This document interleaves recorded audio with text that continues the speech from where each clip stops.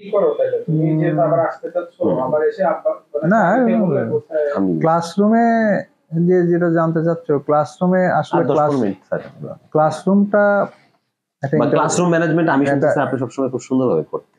এটা আমাদের শেখার জন্য আগে আমার তো চাকরি মাত্র আমার কতগুলা ছিল টেকনিক ছিল স্যার, টেকনিক ছিল। যেমন আমি কাউকে প্রেজেন্ট দিতাম না, প্রেজেন্ট করতাম না, অ্যাবসেন্টটা মার্ক করে রাখতাম।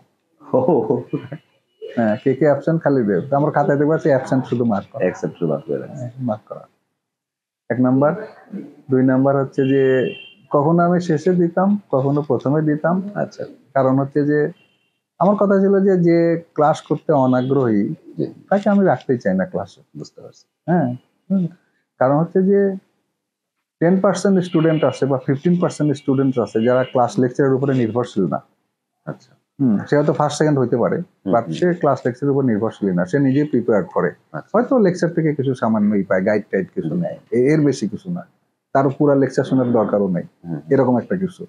এইরকম কোনো ছেলে যদি ক্লাস না করতে চায় তাও করতে পারে, না করতে পারে। হ্যাঁ, এবং যদি কেউ মনে করে যে আমি শুধু অ্যাটেন্ডেন্সটাই দিব, তো বলা ছিল যে তোমরা ক্লাসে এসো না, যখন ক্লাস শেষ হবে 5 মিনিট আগে এসো, অ্যাটেন্ডেন্স সবার শেষে দিব, দিয়ে দিব সবাইকে। হ্যাঁ, যার ফলে হয়তো কি অ্যাটেন্ডেন্স নিয়ে ছেলেরা যে একটা টেনশন থাকে, সারি ক্লাসে অ্যাটেনশন প্রবলেম বা প্রক্সি দিব বা এই প্রবলেমগুলো থাকতো না। এক নাম্বার। দুই নম্বর হলো আমি যাই পড়াতে চাইতাম এটাকে ইন্টারেস্টিং করার চেষ্টা করতাম।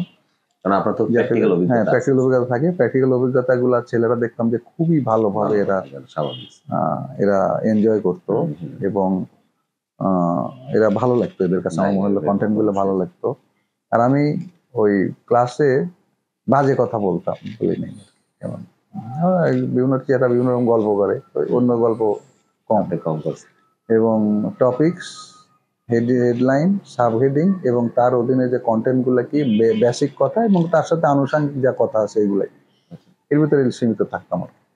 স্যার আপনার কোনো ফেভারিট ছাত্র যদি গল্প বলতে চান, যদি যেমন ধরেন আমাদের যদি এই জুলাস স্যারদের যেমন পাইছেন, আপনার মনে আছে কিনা বর্তমান?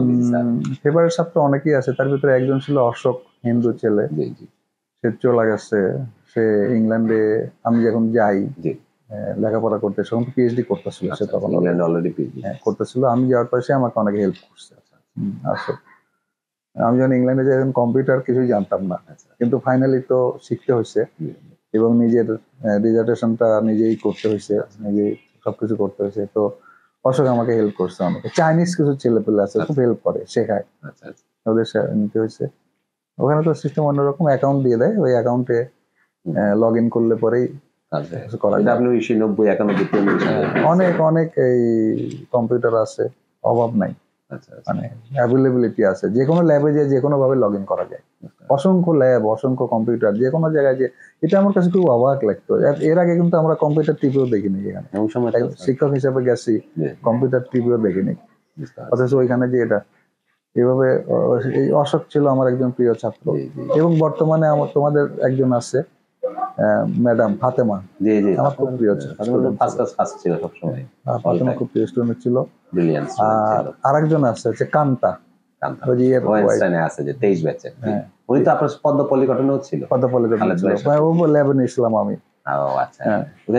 আমি তখন আমি ছিলাম না পদ্ম পলিটেকনিক, জয়েন করছিল তো অনেক পরে।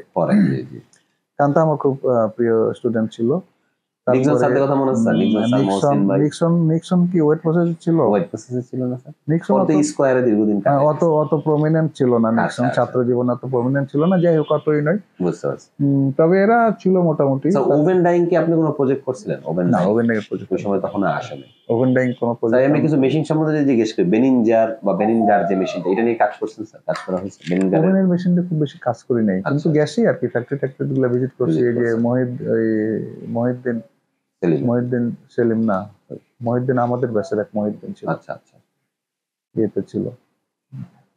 যিশু যে ওনার কাছে আপনার? যিশু আমাদের ক্লাসমেট, উনি আপনাদের ক্লাসমেট। যিশু বড়ুয়া, যিশু তো বিএসবি তে চাকরি করতো। যিশু, সেলিম, নারায়ণ, এগুলো আমাদের ক্লাসমেট। মোজাম্মেল মারা গেছে, আমাদের ক্লাসমেটের ভিতরে 3 জন মারা গেছে। আচ্ছা আচ্ছা, আমরা ফার্স্ট ব্যাচে যারা বিএসসি পাস করছিলাম, ফার্স্ট ব্যাচে যারা বিএসসি পাস করছি, তাদের ভিতরে 3 জন এ পর্যন্ত মারা গেছে। আব্দুর রহমান নাম, ওয়েট প্রসেসর ছিল।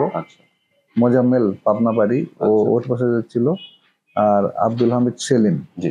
খন্দকার, হ্যাঁ, ও মারা গেছে। আপনার নাম্বার অফ ছাত্র মনে আছে স্যার, কতজন ছাত্র ছিল? আমরা 23 জন পাস করছিলাম। 23 জন আমরা পাস ভর্তি হয়েছিলাম মনে হয় ফার্স্ট ইয়ারে, ফার্স্ট ইনটেকে আমরা ভর্তি হয়েছিলাম প্রায় 50 জন মনে হয় ভর্তি 50 হয়েছিলাম, আচ্ছা। কিন্তু পাস করছিলাম আমরা ফার্স্ট ব্যাচে 23 জন। 23 জন। 50 জনের থেকে ফার্স্ট ইয়ারে কিছু আটকে যায়, ফাইনালে আটকে, এরকম করে আমরা এক চান্সে মানে কোনো ই ছাড়া আমরা এক চান্সে 23 জন পাস করছি। তারপর পাসিং ইয়ারটা কি মনে আছে স্যার? ফার্স্ট ব্যাচ কত সালে পাস 82 80 ব্যাচ আর কি, 80 ব্যাচ, মানে আমাদের ব্যাচ বললে 80, 80 কিন্তু পাসিং ইয়ার 82। পাসিং ইয়ার আপনার 82। রিসেন্টলি মনে হয় আপনারা একসাথে আবার দেখাও করছেন মনে হয়, ফার্স্ট ব্যাচে যারা কিছুদিন আগে একসময় আমরা একসময় আপনারা দেখা করছেন। ঠিক আছে স্যার, আজকে তাহলে আমরা রেস্ট নিই। স্যার আপনার সঙ্গে অনেক